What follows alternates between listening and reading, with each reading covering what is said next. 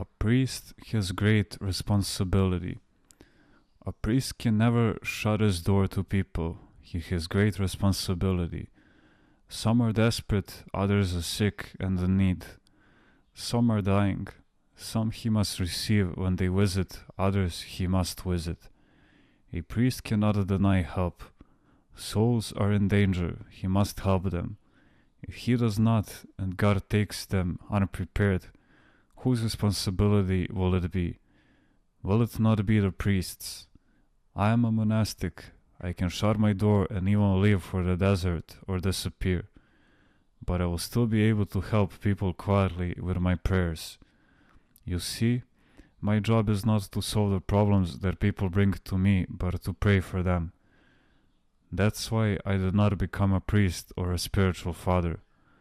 I wanted to help people in a different way. If I lived in the world as a priest, I would not be able to shut my door. I would have to respond to all kinds of needs at all times of the day and help everybody without discrimination, no matter what their situation. I would need to take care of my parishioners first, and then devote whatever time was left to other people who sought my help. I would then be interested not just in the faithful, but also in those who had not faith, atheists, and even enemies of the church. Or if I were a spiritual father and someone came to me and accused another person, I would have to gather the two of them together and try to figure out what was going on. I would need to pick up the phone and find out how a person was doing who had a temptation, or check with someone else who faced this or that problem, and so on. How could I ever have quiet time to myself? A priest must lead the way so that the faithful may follow.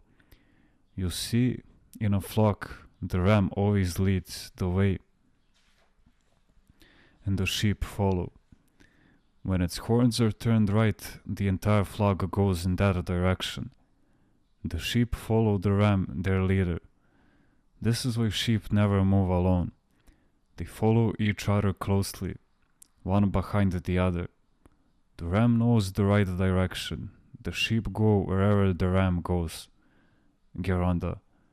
Is a priest or an abbot or anybody with pastoral duties justified in loving a good and kind soul more than one that is always difficult and demanding?